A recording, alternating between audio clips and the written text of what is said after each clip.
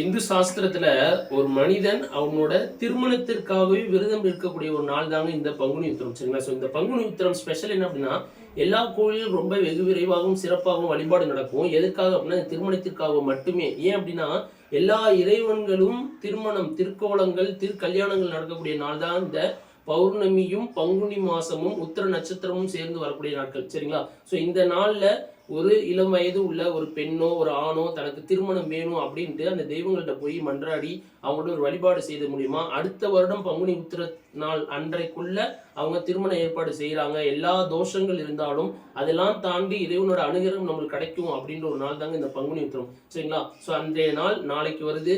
So இன்றைய நாளில் யாரும் மிஸ் பண்ணிடாதீங்க. எல்லாருமே பக்கத்தில் உள்ள சிவன் கோவிலுக்கு இல்லை முருகன் கோவிலுக்கு காலையிலேயே அதிகாலையில் எந்திரிச்சு நீராடிட்டு வீட்டில் நம்மளுடைய குலதெய்வத்தை வேண்டிக்கிட்டு பக்கத்தில் உள்ள முருகன் கோவிலுக்கு இல்லை சிவன் கோவிலுக்கு போயிட்டு ஒரு வேண்டுதல் வச்சுட்டு விளக்கு போட்டுட்டு சுவாமி கும்பிட்டுட்டு ஒரு அர்ச்சனை பண்ணிட்டு வந்தீங்க அப்படின்னா கண்டிப்பாக அடுத்த வருடம் பங்குனி உத்திரத்துக்குள்ள எல்லாத்துக்கும் திருமணத்திற்காக வெயிட் பண்ணிட்டு இருக்கவங்களுக்கு திருமணம் நடைபெறும்.